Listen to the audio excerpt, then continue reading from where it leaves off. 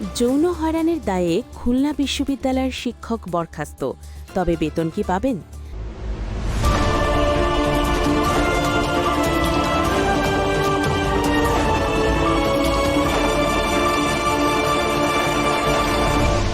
Channel CB আপনাদের স্বাগত জানাচ্ছি আজকের বিশেষ নিউজ বিশ্লেষণে। শিক্ষা প্রতিষ্ঠানের নারী নিরাপত্তা যখন বড় প্রশ্ন হয়ে দাঁড়িয়েছে, ঠিক তখনই খুলনা বিশ্ববিদ্যালয় থেকে এলো এক বড় খবর। যৌন হয়রানির অভিযোগে অভিযুক্ত এক অধ্যাপককে বড় ধরনের শাস্তির আওতায় এনেছে বিশ্ববিদ্যালয় প্রশাসন। কিন্তু এই শাস্তির ধরন নিয়ে ইতিমধ্যেই শুরু হয়েছে নানা বিতর্ক।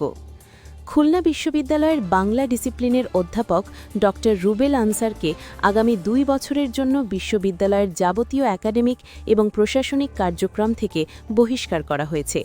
অভিযোগটি ছিল একজন নারী শিক্ষার্থীর সাথে অশোভন আচরণ এবং অনৈতিক সম্পর্কের প্রস্তাব দেওয়া।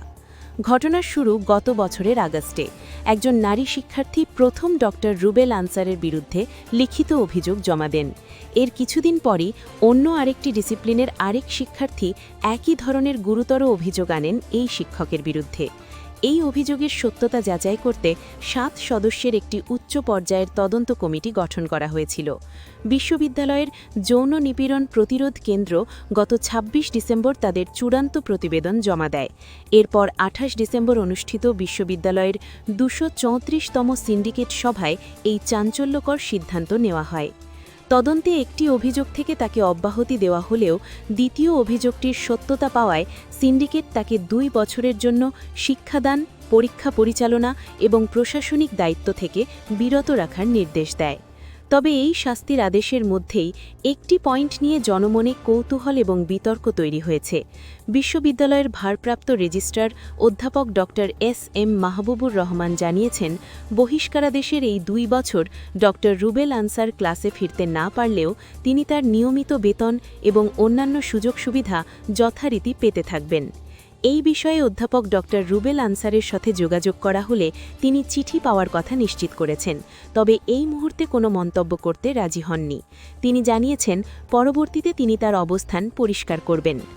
বিশ্ববিদ্যালয় প্রশাসনের এই কঠোর অবস্থানকে অনেকেই সাধুবাদ জানাচ্ছেন, কারণ এটি অন্যান্যদের জন্য একটি সতর্কবার্তা। তবে সাসপেনশন পিরিয়ডে পূর্ণ বেতন ভাতা পাওয়ার বিষয়টি সামাজিক যোগাযোগ মাধ্যমে মিশ্র প্রতিক্রিয়ার সৃষ্টি করেছে। অনেকে একে ছুটি হিসেবে দেখছেন, আবার আইনি বিশেষজ্ঞদের মতে চূড়ান্ত বরখাস্ত না হওয়া পর্যন্ত সরকারি বিধি অনুযায়ী একজন কর্মচারী এই সুবিধা পেতে পারেন। শিক্ষা প্রতিষ্ঠানের সুস্থ পরিবেশ ফিরিয়ে আনতে খুলনা বিশ্ববিদ্যালয়ের এই পদক্ষেপ কতটুকু কার্যকর হবে? আপনারা কি মনে করেন? আপনাদের মতামত কমেন্ট বক্সে জানান। পরবর্তী আপডেট পেতে আমাদের চ্যানেলটি সাবস্ক্রাইব করে রাখুন। ধন্যবাদ। Subscribe now for daily news and updates.